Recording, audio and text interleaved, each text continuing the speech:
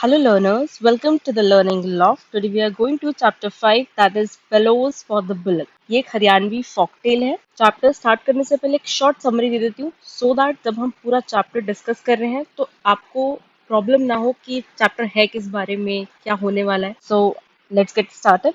सो एक हरियाणवी फॉकटेल है. ये किसके बारे में स्टोरी है? एक पुअर पीजेंट के बारे में. एक गरीब इंसान है जो पूरे दिन मेहनत करता है, अपने दो पैसे कमाता है और अपनी फैमिली को संभालता है. उसके बाद और कौन कौन से कैरेक्टर्स है? एक ओल्ड ठग है और उसके चार बेटे हैं. ठग कौन होता है? जो चोरी चकारी से अपना काम चलाते हैं. सो एक पुअर पीजेंट होता है, वो बहुत मेहनत से 50 रुपीज सेव करता है. 50 रुपीज सेव करके क्या सोचता है कि मैं एक बैल लूंगा. वो एक ऑक्स लेगा.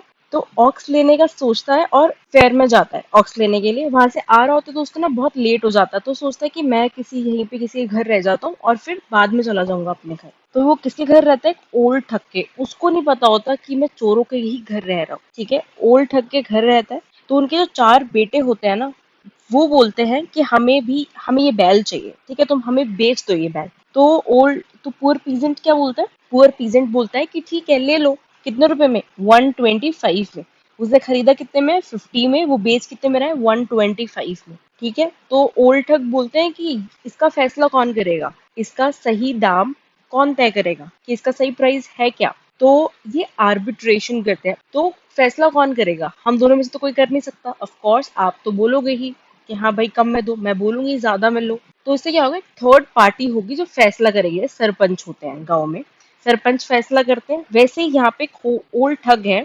ओल्ड ठग है तो इन्हीं का ही फादर ना, इन्हीं का ही बाप है. तो वो क्यों पुअर पीजेंट का साथ देगा? अब ओल्ड ठग को उन्होंने रिस्पॉन्सिबिलिटी दे दी. ये सोचे कि ये तो बड़ा रिस्पॉन्सिबल इंसान है, ये समझदारी से ही फैसला लेगा. अब ओल्ड ठग के हाथ में था डिसीजन. उसने क्या बोला? ये बैल तो 2.5 रुपए का है, इसका जो सही दाम है वो तो 2.5 है. अब पुअर पीजेंट जबान दे चुका था. देखिए, ये हरियाणवी फोकटेल है और ये थोड़ी ओल्ड है. ठीक है, तो वहां पे जबान की वैल्यू, कमिटमेंट की वैल्यू, ये सब बहुत ज्यादा मैटर करती हैं चीजें. तो वो बोलता है ये तो 2.5 का है, तो अब उसको देना पड़ता है. अब पुअर पीजेंट दे देता है उनको अपना बैल और चला जाता है. ठीक है, जाता है घर पे. उसकी वाइफ पूछती है तुम तो बैल लेने गए थे, कहाँ है ऑक्स? कहाँ है? तो वो बोलता है कि नहीं वो तो नहीं है, मुझे किसी ने ठग लिया है. उसके बाद तो वाइफ को बोलता है कि तुम मुझे अपने कपड़े दो. ठीक है, तो वो डिस्गाइज होकर जाता है. उसने रिवेंज, उसने प्लान करता है. पुअर पीजेंट हमारा जो है वो प्लान करता है कि मैं बदला लूंगा. बदला कैसे लेता है? वो एक ऐसी अपनी वाइफ के कपड़े पहनता है. वो अपनी वाइफ से कपड़े लेता है, पहनता है और जाके दिखाता है कि हाँ भाई मैं तो बेचारी लाचारी एक औरत हूँ, प्लीज मुझे जगह दे दो रहने के लिए. और अपने आप को बहुत सुंदर दिखाता है. ठीक है, तो क्या होता है? जो चार बेटे होते हैं, चारों के चारों अनमैरिड होते हैं और वो पड़ जाते हैं उसके प्यार में कि उसको तो बड़ी पसंद आती है वो. तो वो क्या करते हैं? वो शादी करना चाहते हैं उससे. लेकिन वो बोलती है अगर तुम में चारों में से जो मेरी कंडीशन पूरी करेगा मैं उससे ही शादी करूंगी. उसकी कंडीशन क्या होती है? उसकी कंडीशन होती है मेरे लिए शहर जाकर एक बनारसी साड़ी लेकर आओ, आम लेकर आओ और कुछ मिठाइयां लेकर आओ. जो सबसे पहले ये लेकर आया मैं उससे शादी कर लूंगी. अब ये चारों भाग जाते हैं शहर लाने के लिए. ठीक है, उसकी कंडीशन पूरी करने के लिए. अब जैसे ही वो जाते हैं, वो वापस पुअर पीजेंट बन जाता है. वापस अपने अवतार में आके ओल्ड ठग से क्या कहता है? बोल बूढ़े, मेरा ढांडा 2.5 का. अब हरियाणवी फोकटेल है तो ये हरियाणवी में ही एक कहावत है. राजस्थान, हरियाणवी या उत्तर प्रदेश की ये स्टोरी है, तो उनका भी रेफरेंस हो सकता है. तो ये हरियाणवी में बोलता है बोल बूढ़े, मेरा ढांडा 2.5 का. क्या तुम तेरे को ऐसा लगता है कि मेरी जो बैल है वो 2.5 रुपए की है सिर्फ? ठीक है, और ऐसा ये एक बार ही नहीं करता है, ऐसा ये बार बार करता है. अभी ये चला जाएगा बोल के. ठीक है, और उससे 500 रुपये ले लेता है. ओल्ड ठग से ये 500 रुपये ले लेता है. फिर दोबारा जाता है, फिर दोबारा वेश बदल के किसी और उसमें, ठीक है, डिस्गाइज होकर आता है, हकीम बन के आता है एक बारी. तो ऐसे ही बार बार आता है ये और पैसे लेकर जाता है. अच्छा, मॉरल ऑफ द स्टोरी क्या है? अगर आपको कोई सीधा समझ रहा है तो आपको इतना भी सीधा नहीं होना है कोई आपका फायदा उठा के चला जाए. ठीक है, आपको उसकी अपनी जगह दिखानी पड़ेगी. बस इतनी ही स्टोरी है. ठीक है, इसको हम और अच्छे से पढ़ते हैं एक बारी. ये आपकी क्या है? हरियाणवी फॉकटेल है. उसके बाद इसको जब पहले स्टोरी, जैसे इसकी जो पहला टाइटल था वो क्या था? ढांडा 2.5 का. ये ओरिजिनल टाइटल था. कई बार इसको ईडियम एज अ मुहावरा भी यूज कर लेते हैं. इसका मतलब क्या होता है? Back to the same situation, वापस वही सिचुएशन. ये सब आपको पढ़ने की जरूरत है. जो मैं अंडरलाइन कर रही हूँ बस उतना ही इंपॉर्टेंट है. The story under the reference Bellows for the Bullock is represented as a third person narrative. Third person point of view, third person narrative कौन होता है? फॉर एग्जाम्पल स्टोरी मेरी और आपकी है, मैं फर्स्ट पर्सन, अगर मैं सुना रही हूँ, मेरे पॉइंट ऑफ व्यू से है, तो मैं फर्स्ट पर्सन, ठीक है। अगर आपके पॉइंट ऑफ व्यू से है तो आप सेकंड पर्सन हो गए, ठीक है। थर्ड पर्सन कौन हुआ? हम दोनों को जो देख रहा है, और थर्ड पर्सन स्टोरी लिख रहा है अपने पर्सपेक्टिव से, that is third person point of view. वो उसमें इंसिडेंट्स होते हैं ऑलमोस्ट रेपिटेटिव, बार बार एक ही इंसिडेंट हो रहा है। कौन सा इंसिडेंट? जो आता है उससे पैसे लेकर जाता है, उसको बोलता है बोल बुढ़े मेरा टाटा ढाई का, और उसको इवन डराता भी है किसी और के थ्रू। थीम क्या है? बहुत सिंपल थीम है, ठीक है। सारे कैरेक्टर्स प्रिडिक्टेबल है। ओल्ड ठग, पुअर पीजेंट, बहुत मेहनत करता है, पूरे दिन काम करता है और अपनी फैमिली के लिए पैसे लेकर आता है। ओल्ड ठग क्या करता है? चोरी चकारी से अपना घर चलाता है। And behave according to the essential traits of the personality, जैसी उनकी पर्सनालिटी है वही वो काम कर रहे हैं। Peasants are simple hard working lot, but that does not necessary mean that they are fools. वो बोल रहे हैं कि पीजेंट पूरा दिन, पीजेंट इज नॉर्मल एक इंसान, पूरा दिन काम करता है इसलिए ताकि वो अपने घर वालों का पेट भर सके, इसलिए नहीं कोई उनको बेवकूफ बना दे। Neither would they accept man made disaster lying down, ना वो ये चोरी चकारी हो गई या फिर कुछ भी ऐसा जो ह्यूमन ने, जैसे आजकल साइबर फ्रॉड बहुत ज्यादा होता है, बैंक वाला कॉल आया कि अपना अकाउंट नंबर बता दो। आप बहुत सीधे हो, आप कोई दुनिया में बाहर नहीं गए, ठीक है, बट इट डजंट मीन ना कि आप बिल्कुल ही उसको अकाउंट नंबर, अपना आधार कार्ड, पैन कार्ड सभी बता दो, ठीक है। इतना भी सीधा नहीं होना आज की दुनिया में कि कोई आपको लूट कर ही चला जाए या कोई आपको फायदा उठा ले उस चीज का। समरी करते हैं, once a poor but wise and hard working peasant saved up 50 rupees to purchase an ox to make a pair of oxen with another poor peasant of the village. It was a time for the cattle fair. Cattle fair हो रहा था उस time ना, एक मेला सा लगा हुआ था जहाँ पे लोग आते हैं खरीदने के लिए, बेचने के लिए अपने जानवरों को। Near by the village, so he went there, तो इसलिए वो वहां पे गया था। He was able to buy a bit old but good block, ठीक है। उसने क्या किया? एक बिट लगाई। बिट मीन्स जिसमें आप अपना पैसे देते हो और जो भी आपको चाहिए आप वो सामान लेते हो, ठीक है। तो उसने एक ओल्ड ब्लॉक मिला उसको, एक ओल्ड ऑक्स मिली, लेकिन वो क्या था? ओल्ड मिली लेकिन वो बहुत ही अच्छी थी, कंडीशन उसकी बहुत अच्छी थी, अच्छा था। He was able to buy a bit old but good bullock. On this way back, he stopped in the house of seemingly well-off farmer. अब उसको जो रास्ते में घर दिखा, उसको लगा कि ये बहुत ही अच्छे इंसान है, मेरी तरह ही पीजेंट है, किसान है, ठीक है, मेरी तरह ही मेहनत खाते हैं, मेहनत कमाते हैं। बट ऐसा नहीं था। इनफैक्ट वॉज अ ठग विद 4 tough sons, ठीक है। एक ओल्ड ठग था प्लस उसके 4 बेटे थे।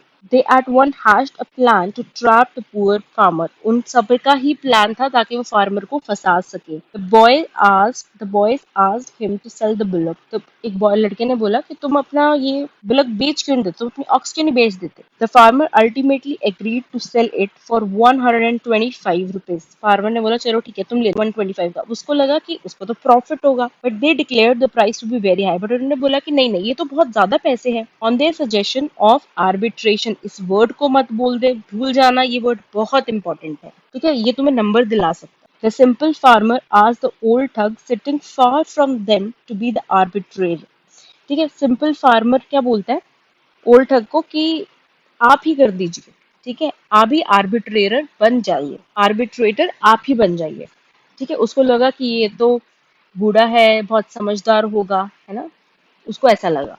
तो उसने बोला कि कोई बात नहीं, आप ही बन जाओ, आप ही डिसाइड करो। द ओल्ड ठग डिक्लाइन द ऑफर पोलाइटली, उसने बोला कि नहीं नहीं, अब थोड़ी एक्टिंग करनी स्टार्ट कर दी उसने, नहीं नहीं मैं तो नहीं कर सकता, तुम आपस में ही देखो। Persuaded him to declare a suitable price for the book, लेकिन उसने बोला कि नहीं नहीं आप कर दो, मुझे आप पे ट्रस्ट है, पोलाइटली अच्छे से बोला उसने। The oldie extracted a promise from both the parties to agree the price he would quote, अब उसने बोला, अब ओल्ड पर्सन ने क्या बोला, ओल्ड ठग ने बोला कि देखो तुम्हें पहले प्रॉमिस करना होगा, कमिटमेंट देनी होगी कि जो मैं प्राइस बोलूंगा वो फाइनल होगा, कोई पीछे नहीं हटेगा उस चीज से। तो दोनों पार्टीज ने एग्री कर दी, ठीक है। पुअर फार्मर को क्या पता कि वो तो फंस ही गया है बिल्कुल उसमें। आफ्टर सीइंग अ क्लोज, इसके बाद क्या हुआ कि क्लोज एग्जामिनेशन हुई बुलक की, और फिर उसके बाद दोनों के प्राइस सुने गए, और लास्ट में बोला कि ये तो इसे ₹2.5 का ही है, ठीक है। प्राइस कितना बोला? 2.5 रुपीज, और फार्मर ने क्या किया था? कमिटमेंट दी हुई थी, अब वो पीछे नहीं हट सकता था। ड्यूप्ड and dejected but also angry he left his home, ठीक है, लेफ्ट फॉर हिज होम, वो अपने घर की तरफ निकल जाता है, बहुत गुस्से में होता है, ठग लिया जाता है और चला जाता है अपने घर। उसकी वाइफ पूछती है कि बुलक कहाँ है, तो बुलक लेने गए हुए थे, ठीक है। फिर वो क्या बोलता है, उसकी वाइफ कहती है कि तुम इतने समझदार इंसान, कैसे तुम ट्रिक हो गए ना, तुम कैसे बेवकूफ बन गए, और अब रात को फार्मर को नींद नहीं आती, किसी के साथ इतना बड़ा कुछ हो जाए तो उसको नींद कैसे आएगी? वो बार बार साइड चेंज कर रहा है अपने बेड पे, लेकिन उसके माइंड में लाइक अचानक से वो प्लान आता है और वो सुबह सुबह अपने वाइफ के ऑर्नामेंट्स, जेवर प्लस उनकी अच्छी अच्छी ड्रेसेस लेके चला जाता है। ठीक, कहाँ चला जाता है वो सब आपको पता है बिल्कुल। कहाँ चला जाता है? ठग को लेसन सिखाने के लिए, ठग को सबक सिखाने के लिए। In a small forest near the hamlet of the thugs, ठीक है, हैमलेट इज जो उनके घर बने हुए थे, वहीं पे ही उसी पास में ही उसने अपने वाइफ के क्लोथ्स को चेंज किए और टेक्ड हिमसेल्फ। ठीक है, अब आगे की स्टोरी मैं एक शॉर्ट में और बता देती हूँ आपको। अब वो वहां पे जाता है, चेंज करता है, ठीक है, पास में उनके घर के चेंज करता है। उसके बाद क्या करता है? हेल्पलेस वुमन बन जाता है, जो जिसका हस्बैंड उसको छोड़ के चला जाता है, उसके पास कोई जगह नहीं है रहने के लिए। जो उसका सन है उसको इनवाइट करता है कि चलो तुम मेरे घर चलो। उसके बाद घर ले जाता है, तो वो सबसे बड़ा लड़का था, उन्होंने बोला कि चलो तुम मुझसे शादी कर लो। ठीक है, और दूसरे जो लड़के होते हैं, दूसरे 3 लड़के होते हैं, वो ऑब्जेक्ट करते हैं कि तुमसे क्यों शादी करें, हम भी तो खड़े हैं यहाँ। अब वो ऐसा क्यों करते हैं, क्यों इतने डेस्परेट होते हैं शादी के लिए? जब ओल्ड ठग की वाइफ चली जाती है, मतलब उनकी जो मदर है वो चली जाती है, मर जाती है, तो उसके बाद ना कोई भी अपनी बच्ची, कोई भी अपनी लड़की को ऐसे ठग्स के घर शादी करने के लिए नहीं भेजता है। इसलिए उनकी शादी नहीं हो रही थी, चारों ही अनमैरिड, तो चारों ही लड़ पड़े कि नहीं नहीं मैं करूंगा शादी, मैं करूंगा। इसलिए उस लड़की ने क्या की, शर्त रख ली थी। कौन सी शर्त? कि जो सबसे पहले Banarasi sari, Saharanpuri mangoes and sweets लेके आएगा सिटी से, वो मेरा हस्बैंड बनेगा। The next moment, all boys were flying towards the city. सारे उड़ गए, उड़ के चले गए सीधा, कि मतलब जल्दी से जल्दी चले गए। When they had some gone to some distance, थोड़े दूर तक गए थे, तो फार्मर अपना बेस बदल के वापस आ जाता है अपने ही रूप में। और उसके बाद उस ओल्ड इंसान को क्या बोलता है? मर्सीलेसली, बोल बूढ़े, मेरा ढांढा ढाई का। Now say that my bullock is worth only 2.5 rupees. The old thug pleaded for mercy and offered him 500 rupees. वो बोलता है कि भाई मुझे छोड़ दो, मैंने गलत किया तुम्हारे साथ, मुझसे 500 रुपए लो और जाओ तुम। Farmer put money in his bundle and disappeared. Farmer अपनी जेब में पैसा रखता है, पोटली बना के लाया था, उस पोटली में पैसा रखता है और चला जाता है, वहां से गायब हो जाता है। जब लड़के आते हैं, उनके 4 सन्स आते हैं सामान लेकर, वो क्या होता है, उनको पता चलता है कि उनको ही किसी ने ठग लिया है। उसके बाद नेक्स्ट डे क्या होता है, हकीम को बुलाया जाता है, क्योंकि ओल्ड ठग की तबीयत खराब थी। तो ओल्ड मैन आज his sons to get him the treatment, कि मेरा इलाज करवाओ, मेरी तबीयत ठीक नहीं है। हकीम आज the boys to bring herb from the nearby 4 forest. अब वो बोलते हैं कि मुझे जड़ी बूटियां चाहिए। हकीम आता है और वो बोलता है मुझे जड़ी बूटियां चाहिए, वो 4 गांव में मिलेगी। अब तुम चारों को अलग अलग दिशाओं में जाकर वो जड़ी बूटियां लेकर आना, तब मैं इलाज शुरू करूंगा। अब क्या होता है, वो लेने जाते हैं और फिर से ही सेम सिचुएशन होती है।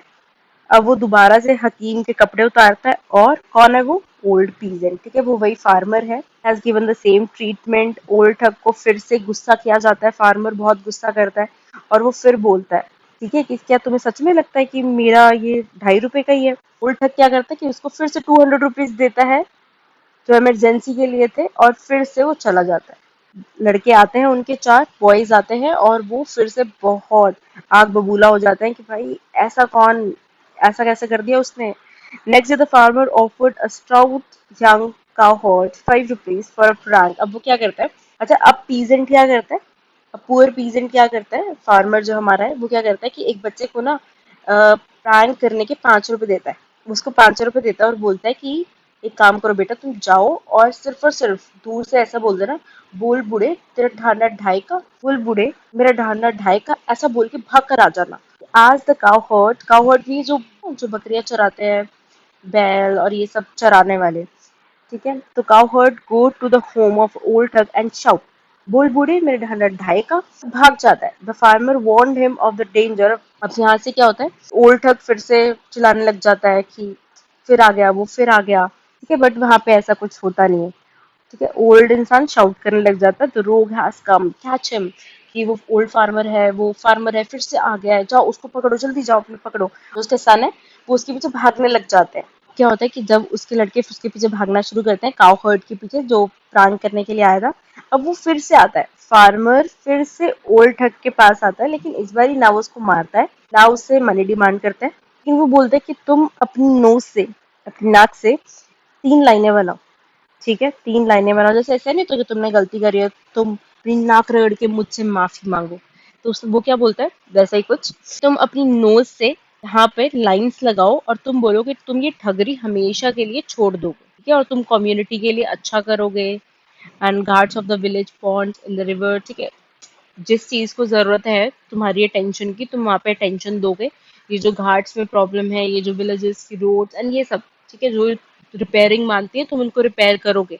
और तुम ये ठगरी बिल्कुल ही छोड़ दोगे। तुम्हारे पास पैसा है तो वहां पे लगाओ। तो डन। आई थिंक आपको पूरा चैप्टर समझ आ गया है। एग्जाम बहुत पास में है। जो चैप्टर हो रहा है साथ साथ साइड बाय साइड उसको लर्न करते जाओ। अभी तक हमारे 4 चैप्टर्स हो चुके हैं। आई होप आपको वो याद हो चुके हैं। Okay, time for question answer, short answer type questions. How did the peasant plan to do farming with only one bullock, and why did he buy an old bullock?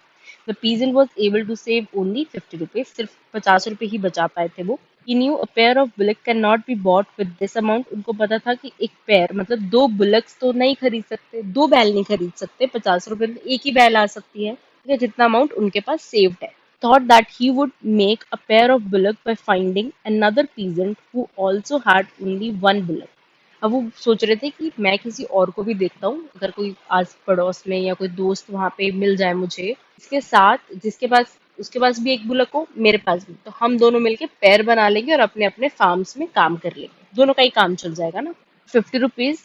He could only find one old bullock. उसको old bullock ही मिली, but अच्छी condition में थी, but it was free from any blemish. दाग धब्बे नहीं थे उस पे, ठीक है, कोई प्रॉब्लम नहीं थी। And he thought it would do.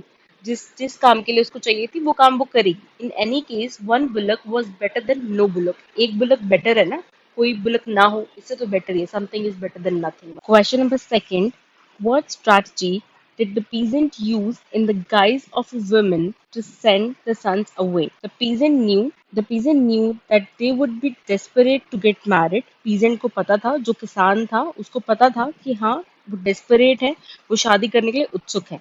तो इसलिए वो गाइस करके जाता है। आप डिसगाइज लिख दो, गाइस लिख दो, ठीक है, मतलब बेस बदल के जाना। Of a woman first created a quarrel among the sons. पहले वो चारों जो बेटे थे उन्हीं में ही लड़ाई करा देता है, ठीक है। उसके बाद उसकी जो कंडीशन होती है, कंडीशन तो आपको पता है, 3 कंडीशन कौन सी? बनारसी साड़ी, याद रखना इंपॉर्टेंट है, सहारनपुरी मैंगोस एंड स्वीट्स। अगर कोई भी क्वेश्चन का आंसर नहीं आता तो कुछ पॉइंट्स हैं जो याद करके जाओ। फॉर एग्जाम्पल, पुअर पीजेंट होता है, ओल्ड मैन, उसके 4 बेटे होते हैं, 4 सन्स, ठीक है, वो ओल्ड ठग होते हैं। जो पुअर पीजेंट होता है वो गाइस करके जाता है, डिसगाइज और गाइस कैसे करके जाता है? सबसे पहले वो अपनी वाइफ के ऑर्नामेंट्स, उनके ड्रेस पहन के जाता है। और वो क्या डिमांड करता है? Banarasi sari, Saharanpuri mango, sweet. और सारी लड़ाई है किस बारे में? बुलक के बारे में, ऑक्स के बारे में। बोल बूढ़े मेरा ढांढा ढाई का। ये वाली लाइन जरूर याद कर। कुछ इंपॉर्टेंट पॉइंटर्स हैं जो याद करके आपको जाने ही जाने हैं। हर एक चैप्टर के इंपॉर्टेंट कैरेक्टर्स प्लस थीम्स वो याद करके जाना ही है। Last but not the least, I would really suggest हर एक चैप्टर को लो, उसकी शॉर्ट समरी बनाओ और उसको याद कर लो। कोई आंसर याद नहीं आ रहा, समरी लिख दो, ठीक है। I have also been in the checking assistant team, और मुझे पता है कि कहाँ हम नंबर काट सकते हैं, कहाँ हम नंबर दे सकते हैं। अगर आप कुछ भी लिख कर आ रहे हो that is related to the chapter और सेंस बना रहा है, that just make some sense, हम आपको मार्क्स दे देते हैं, ठीक है। सो अगर आप गाने ना लिख कर आओ और फालतू की चीजें ना लिख कर आके सिर्फ चैप्टर के बारे में भी लिख देते हो तो भी कुछ मार्क्स मिल जाएंगे। Something is better than nothing, right? चलिए आ जाइए वापस। Each of them desire to marry her, so they all rush to city. और जल्दी सिटी जाते हैं और जो भी उसकी शर्त थी वो पूरी करने में लग जाते हैं। नेक्स्ट क्वेश्चन क्या है? What strategy did the peasant use in the guise of hakim? सबसे पहले वुमन बन के आता है, फिर हकीम बन के आता है। The peasant reach the hamlet as a hakim, जहाँ पे वो रहते हैं वहां पे हकीम, at a time when a doctor was mostly needed by the bruised and badly thrashed ठग। ओके, तो जब वो वुमन बन के जाता है, उनके बेटे चले जाते हैं, तो वो उस ओल्ड ठग को बहुत मारता है, डराता है और उसको बोलता है कि तेरे को लगता है मेरा ढांढा ढाई का, ठीक है। उसके बाद उससे 500 रुपये लेकर भी आता है। तो जब उसको बहुत ज्यादा लग जाती है वो अपने बेटे को बोलता है कि मुझे ट्रीटमेंट कराना है, हकीम को बुला के लाओ, डॉक्टर को बुला के लाओ। तो वो ऐसे डॉक्टर बन के जाता है, हकीम बन के जाता है, पूरा एग्जामिनेशन करता है कि यहाँ यहाँ चोट लगी है, ऐसे ठीक होगा, वैसे ठीक होगा, ठीक है। और क्या करता है? उसको और प्रेशर डालता है उसके वूंड्स पे, उसकी चोट पे, और उसको परेशान करता है। और अपने 4 बेटों को भेज देता है फॉरेस्ट में कि जाओ जड़ी बूटियां लेकर आओ, एक एक डायरेक्शन में, ठीक है। और उसके साथ फिर वही उसको चोट पे दोबारा उसको प्रेस करता है, उसको बहुत परेशान करता है ओल्ड ठग को, और फिर ओल्ड ठग उसको 200 रुपये दे देता है कि ठीक है तुम मेरी जान बख्शो, तुम जाओ बस, ठीक है। उसके बाद character sketch of a peasant लिखना है। पीजेंट में क्या होगा कि वो पुअर है, फार्मर है, लेकिन बहुत मेहनती है, डिलीजेंट वर्कर है, बहुत ही समझदार है, वाइज नहीं समझदार है, हार्ड वर्किंग है। 50 रुपये सेव करके बुलक लेनी थी।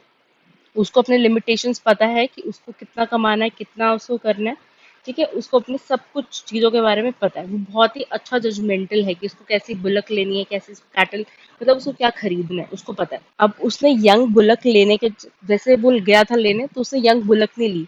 नहीं सोचा मैं यंग बुलक लूंगा कुछ प्रॉब्लम होगा, इससे अच्छा मैं ओल्ड और अच्छी बुलक ले लेता हूँ, ठीक है, जिसमें कोई भी प्रॉब्लम ना हो। Now how was he wise, वो इतने समझदार कैसे थे? गुड जजमेंटल, मतलब कैसे वो अच्छे से जज कर लेते थे कौन सी अच्छी कौन सी बुरी।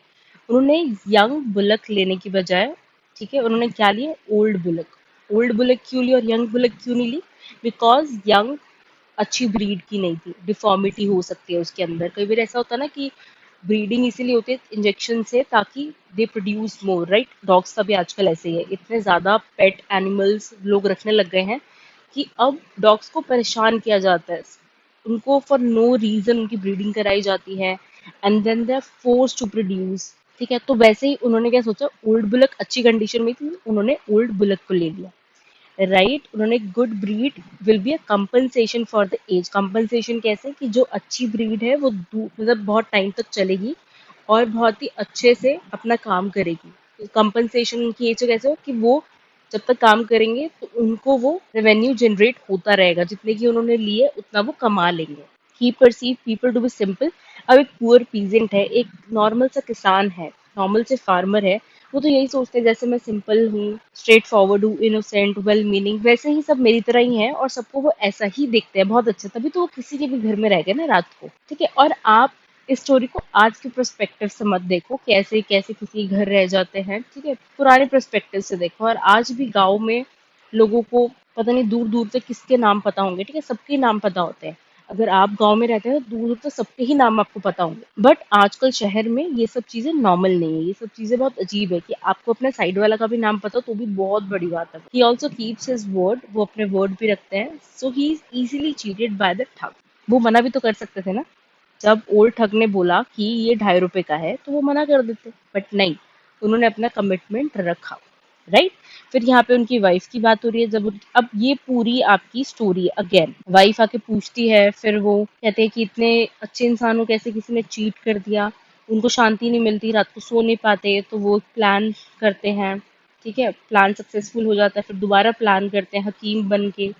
सो ऐसे ही ये पूरी आपकी क्या है, वो मॉरल ऑफ स्टोरी सिखाता है लास्ट में कि एक इंसान सीधा है तो उसको इतना भी आप डिस्टर्ब मत करो कि वो दिखाए, ठीक है, कि वो आपको सबक सिखाए, समथिंग लाइक दैट, ठीक है। तो ये पूरा वही है कि लास्ट में पब्लिक वेलफेयर के लिए ओल्ड ठग को पैसे देने पड़े। Next question, bring out the element of humour in the story. Humour means मजाक। ह्यूमर कैसे क्रिएट होता है आप खुद सोचो। एक कार्टून चल रहा है यहाँ पे, इसमें क्या होता है कि आपको किसी ने परेशान किया, आप उसको एक बारी जाओगे परेशान करने, 2 बारी जाओगे, दूसरी बारी, तीसरी बारी किसी बच्चे को भेजोगे जो प्रैंक करके आओ, फिर आप चौथी बारी भी जा रहे हो, ठीक है। तो it's like Tom and Jerry, नहीं कि टॉम ऐसे पीछे पड़ा हुआ जेरी के, टॉम बैठ जाता थक कर, फिर जेरी आ जाता परेशान करने के लिए, फिर टॉम फिर पीछे भागने लग जाता है, ठीक है। तो ये टॉम एंड जेरी जैसा चल रहा है। तो it's humour in the story. कैसे ह्यूमर है ऐसा बोला, अच्छा यहाँ से आपको समझा देते। द टेस्ट ऑफ वाटर, ऐसा बोला जाता है कि पानी का जो टेस्ट है वो हर थोड़े माइल्स में चेंज हो जाता है। जैसे फॉर एग्जाम्पल मेरा घर गुरुग्राम में है, राइट, और यहाँ का जो पानी है वहाँ का टेस्ट बहुत अलग है, एंड जो मेरी ग्रैंड मदर का घर है दैट इज इन रोहतक, वहाँ का टेस्ट बहुत डिफरेंट है। एंड हम कहीं भी घूमने जाते हैं ना तो पहले तो हमें पानी सूट ही नहीं करता, क्योंकि हर जगह का पानी का टेस्ट थोड़ा चेंज होता है। ऐसे ही बोलते हैं कि जैसे आपकी वाणी है, जो आपकी लैंग्वेज है, जो आपकी बोली है, वो भी चेंज होती है, और जो पानी का चेंज है वो भी चेंज होता है अगर आप थोड़े से अपने दूर चले जाओ, थोड़ा माइल्स दूर। It is not the language but the dialect of the same language slowly changing in the terms of pronunciation and vocabulary. अगर आप थोड़ा सा भी दूर चले जाओ, जैसे फॉर एग्जाम्पल राजस्थान के एक एरिया में कुछ और लैंग्वेज बोली जाएगी, दूसरे एरिया में थोड़ी सी अलग लैंग्वेज बोली जाएगी, मतलब बिल्कुल सेम होगा, बस थोड़ा सा चेंज हो जाएगा वोकैबुलरी में, प्रोनाउंसिएशन में, जैसे वो बोलते हैं तरीका चेंज हो जाएगा, ठीक है। वैसे ही the folk tales are usually in these dialects and common people speak. जो फोक टेल्स होती है, लोक कथाएं, फॉकटेल्स मीन्स लोक कथा, जो हम अभी से इतनी देर तक पढ़ रहे थे, इतनी देर से, that is a folktale, that is a लोक कथा, जो पुराने के लोग ऐसे गाते हुए जाते थे, सुनाते हुए जाते थे कहानियां। Essentially folk tales are the oral in nature, उनको कभी लिखा नहीं जाता था। जैसे आज मैं आपको पढ़ा रही हूँ तो ये लिखी हुई है चीजें, ठीक है। पहले को लोगों को मुंह जबानी चीजें याद रहती थी, वेदास, हर चीज उनको, हर एक कहानी याद रहती थी, महाभारत रामायण। मुझे तो आज पूछ लो रामायण की स्टोरी, मैं भूल जाऊंगी उसकी मदर कौन थी, बस मुझे कुछ कुछ कैरेक्टर्स याद है, उसकी मदर कौन थी, उसके फादर कौन थे, मैं नाम भूल जाऊंगी, राइट। बट उनको मुंह जबानी हर एक चीज याद रहती थी। उनका पहले टाइम के लोगों को नंबर्स भी याद रहते थे, अगर कुछ नाम है, नंबर्स है, वो भी याद रहते थे। आजकल तो हमें किसी का भी नंबर याद नहीं होता। Hence, tone is very important element of the narration and creation of meaning. जो टोन है, जिस टोन में ये लिखी हुई है स्टोरी, वो बहुत इंपॉर्टेंट है नरेशन के लिए और क्रिएशन ऑफ मीनिंग के लिए। Most of these aspects are lost in translation. जब ट्रांसलेट किया जाता है ना, तो ये ना छुप जाते हैं कहीं पे, इनका मीनिंग चला जाता है। मैं आपको स्टोरी समझा सकती हूँ, बट जैसे उन्होंने पुराने जमाने में उन्होंने लिखी थी, तरीके से जिस तरीके से वो लिखना चाहते थे, बताना चाहते थे, वो तरीका तो आपको कोई नहीं बता सकता, ठीक है। फॉर एग्जाम्पल, जैसे मैं ट्रांसलेशन का एग्जाम्पल देती हूँ, मुझे हेडेक हो रहा है, ठीक है, आई एम हैविंग हेडेक, या मुझे इंग्लिश में बोलना है कि मुझे चक्कर आ रहे हैं, है ना, तो क्या होगा, my head is going round round, ऐसा तो नहीं बोल सकते ना। तो इंग्लिश में क्या होगा, I have a headache. Hindi में क्या होगा, मेरा सर चकरा रहा है, ठीक है। तो आप ट्रांसलेशन कर ही नहीं सकते। अब हरियाणवी में देखो कैसा लग रहा है, कितना रूड सा नहीं लग रहा, बोल बूढ़े, मेरा डांडा ढाई का। अब मुझे पता है मेरी लैंग्वेज हरियाणवी नहीं है, बट स्टिल, इंग्लिश में जैसे ही आप कन्वर्ट करते हो, तो बहुत ही अलग लैंग्वेज हो जाती है। उसी ट्रांसलेशन की बात कर रहे हैं कि जो मीनिंग है वो लॉस्ट हो जाता है, गुम हो जाता है ट्रांसलेशन में। In the stories both the dialogues and the actions are conceived in humour. Humour ही ह्यूमर है इसके अंदर, मजाक ही मजाक है। उस वे से देखो स्टोरी को, टॉम एंड जेरी वाली, मजाक ही मजाक लगेगा आपको। The examination of bullock by the old thug invokes humour in the sense. अब हम ऑडियंस को पता है कि ओल्ड ठग किसकी साइड पे है, वो तो ऐसी चेकिंग कर रहा था बुलक की कि बुलक कैसी है कैसी नहीं है। यहीं से मजाक की शुरुआत हो जाती है, ठीक है। काउंटिंग क्या करता है, टीथ काउंट करता है, चेक करता है, उसकी टेल को चेक करता है। सब कुछ फेक है हमें पता है, बट ओल्ड जो हमारा पुअर पीजेंट है, उनको नहीं पता। The price of the bullet 2.5 itself is a humour. ये तो सिर्फ ₹2.5 का है, ये तो बहुत बड़ी मजाक की बात होगी ना, बस ₹2.5 का एक bullet. Not only the price without the word rupees, but vocabulary, जो वोकैबलरी यूज की है, 2.5 इटसेल्फ, ₹2.5, ये उन्होंने ₹2.5 ही यूज किया था। चेंज फ्रॉम बुलेट टू ढांडा, ये ढांडा ढाई का, ठीक है। उन्होंने क्या बोला था, ढांडा ढाई का। उन्होंने बुलक का चेंज ही कर दिया था ना। The impersonal choreo in the place of sons and implied tonal effect। अच्छा, बहुत सारे यहाँ पे अब उसकी बात कर रहे हैं, कौन कौन से वर्ड्स यूज हुए थे, ये जब आप स्टोरी पढ़ोगे तो आपको पता चलेगा, ठीक है। तो यहाँ पे लैंग्वेज की बात की है, इन्होंने बोला है कि लैंग्वेज खुद में ही एक ह्यूमर है, ठीक है। जो लैंग्वेज यूज की है वो भी खुद में एक ह्यूमर है, उससे भी मजाक क्रिएट हो रहा है, ठीक है। वर्ड्स जो यूज किए, प्रोनाउंसिएशन जो यूज किए, description of old man pleading guilty and seeking forgiveness, also add the humour, कि पहले तो आप कर दो कुछ गलत और उसके बाद फॉरगिवनेस, ठीक है, उसके बाद माफी मांगते रहो। Since folk tales do not have fixed words and speaker may change it to suit the occasion, ठीक है। फोक टेल्स का फिक्स कोई मीनिंग नहीं होता, आप लाइन बाय लाइन के साथ वर्ड्स का मीनिंग भी चेंज कर सकते हो। That's it about today's chapter. I hope आपको समझ आ गया हो। थैंक यू, आप लोगों ने कमेंट किए, इसीलिए मैं ये दोबारा सीरीज को कंटिन्यू कर पाई, ठीक है। मैं बहुत सारे कमेंट्स देखती हूँ, हम डेट शीट आ गई, gaming with PK, thank you so much for commenting.